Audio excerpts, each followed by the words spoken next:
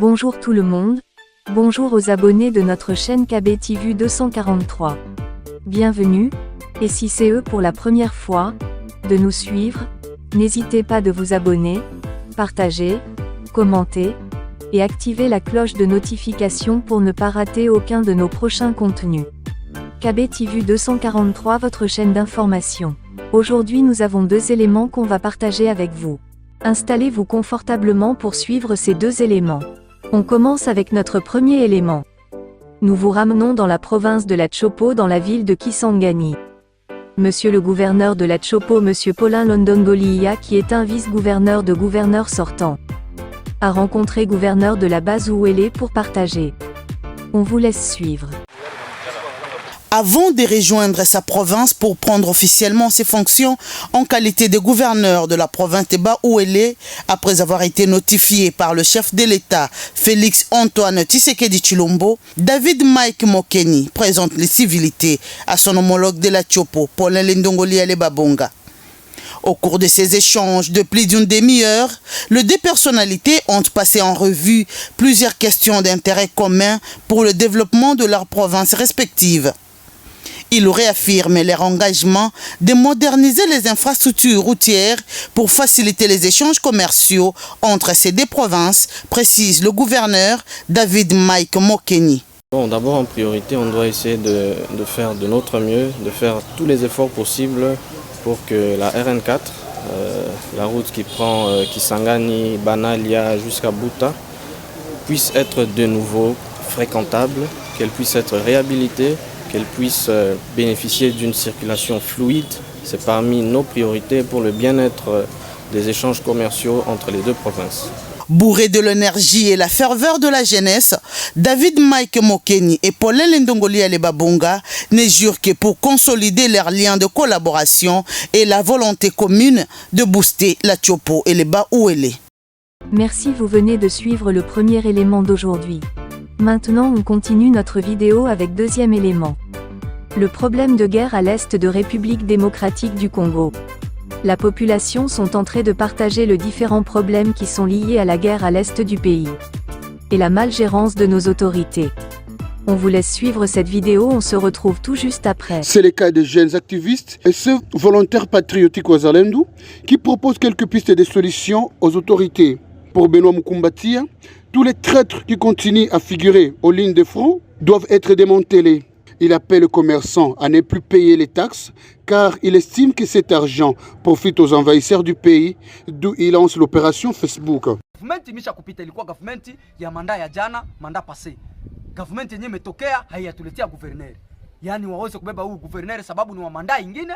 Haiziendelesha ku government ya bwana Suminwa sababu ni mtu wa gouvernement ya Wario na wanani wenye kwa hata hapo mbeleni. Mimi kama vile hata niko raia, lakini siku moja nilisema mimi wakanipa hiyo vita, wananipatia na pesa isipitie kwa mikono ya hawa wa sankine, ipite tu kwa mkono wangu peke yake. Hata niko civil niweze kuangalia wa patriot, niwapatie pesa hao kama kawaida. Hapana hiyo rushwa yenyewe watu wanakula makuta ya Rwanda, wana detourner pesa yenyewe Kisekedi iko na wapatia sababu tunajua kama pesa ziko nakuja. Na governor mwenyewe iko napata hapa pesa. Lakini hawataki kumaliza vita sababu wamekuwa wa komersa. Sasa tunataka kusema hivi. Komersa wa Butembo, wa Beni, c'est ça les mobilisations. Wa Nord Kivu wote. Sababu hii vita wandade wiko naona mzaha, watawachinja. Waache kulipa matax, tuko mu province niko sinistre, tuko mu vita, mina wa mobilize Beni Butembo. Ukaona jade leta anakia kukulipa, anakia lipisha pesa, mkamate kumkono, nataka hiyo pesa baweze kuibeba kulini de front, hiyo ende kuwapatia wa jene wenyewe wamejitoa, kusacrifice wanajitia kwa kwenda kulibere inji. Waweze kwenda pana hiyo pesa kwa wale wa jene, wakati ule mnatakia kulipisha hiyo pesa, anakia jade leta mkamate mkono wewe commerçant, mpeleke tayari kwa nani? Kwa wale wajene wenyewe ulienda patia hiyo pesa sababu tulibere nje yetu sababu hawana salaire, hawakule na wanaenda ku mode ordre yao wa traître benye biko mwinji yetu sawa vile tuko na commandant des opérations hatujua alikia fanya nini. Na wakati tutasema sisi raia sababu sisi ndio tuko nakufa au uko nalala kwa hoteli, fimbo yao itakuwa kusema tunakufunga. Tunakukamata. Hasa kwa saizi hatuna tena oga ya kufungwa sababu ufungwe usifungwe mwisho unakufa. sababu M20 iko nakuja inatukamata na tuua, ni sisi wajeni ndio tunakuwa victim. Na watu watajiuliza nimevala majani jua nini? Iko hasira kubwa sababu hii majani ndio mali yetu, ndio richesse, sababu na operation Facebook ya kuwashika wale wenyewe uko na patia au wasankinere hiyo pesa wakose kuipatia wajene wenyewe uko na walibere aussi.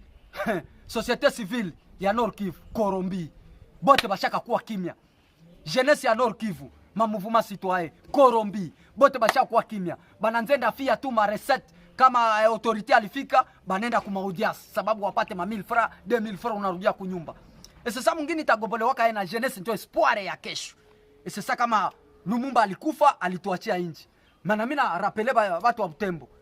Bakamate exemple ya Kataliko, bakamate exemple ya Abe Malumalu, bakamate exemple ya Machozi. De son côté, Sultani Fabrice, un jeune patriote Muzalendo, les autorités doivent détacher les Wazalendo et les FARDC aux lignes de front et les doter suffisamment de munitions. Ndio ujumbe yangu ni nini?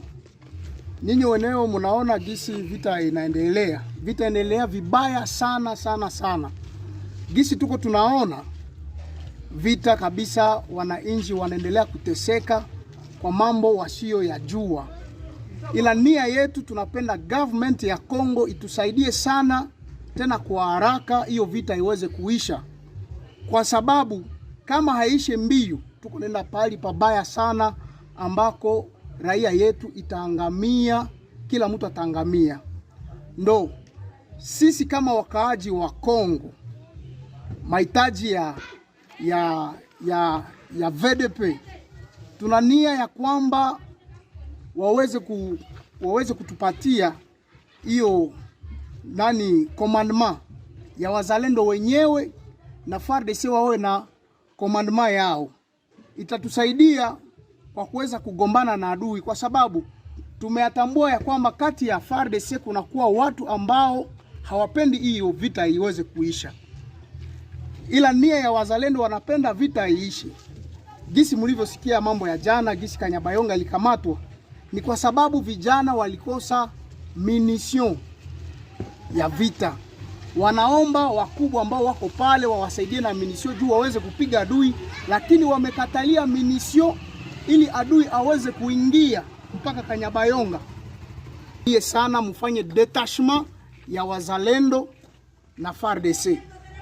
Lakini government ipatie wazalendo munition sawa sawa kama vile FARDC, watoto wafanye kazi, mtaona itafanya juma moja hiyo vita inaisha. Notons que la guerre d'agression du M23 se poursuit dans les alentours de Kanyabayonga, à la limite de Lubero et Rutshuru. Depuis Goma, Josué Boulon-Foubine Mikendero pour HK Today Télévision. Wandugu, hatachoka kusema. Tunachoka shii, tunachoka Nord Kivu. Tunafaa yoyote, tunapasha fanya.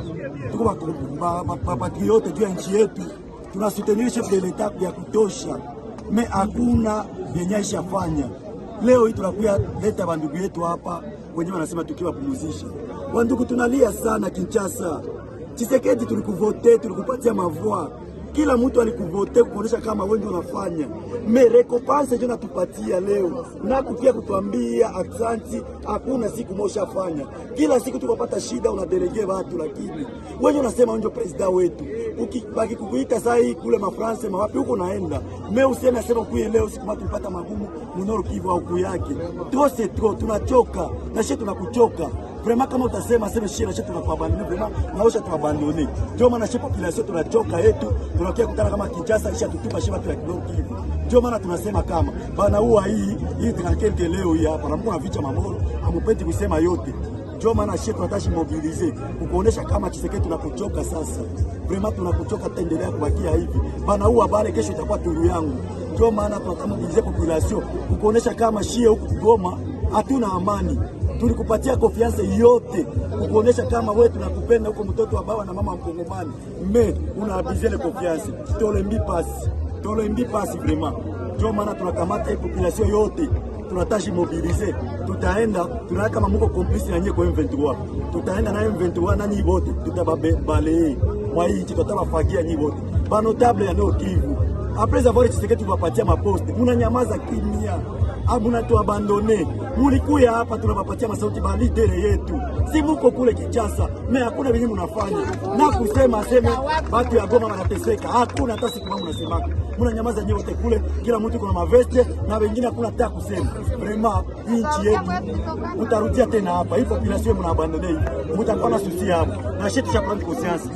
Sio c'est ingeta.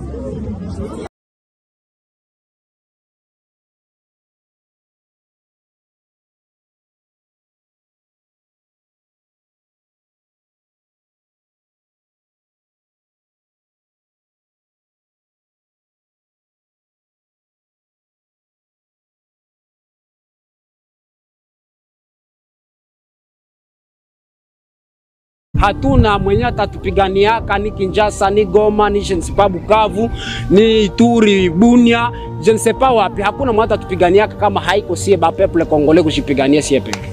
Alors kitu kimoja kinapaswa kuambia, kuweza kujipigania uza bunduki wala chonga mkuki. Wakati adui atafika, pigana naye wewe peke. Mpaka siku gani tutabakia katumu mateso? Mpaka siku gani? Alors, ilikuwa tu message yenye nilipenda. Merci chers abonnés de notre chaîne pour la confiance. Mais si vous n'êtes pas encore abonné, n'hésitez pas de vous abonner, partager, commenter, et activer la cloche de notification pour ne pas rater aucun de nos prochains contenus. Nous saluons à passant notre directeur depuis France dans la ville de Nice, Boss Philoté Ali Massi. On vous dit au revoir, on se retrouve à très bientôt pour le prochain numéro.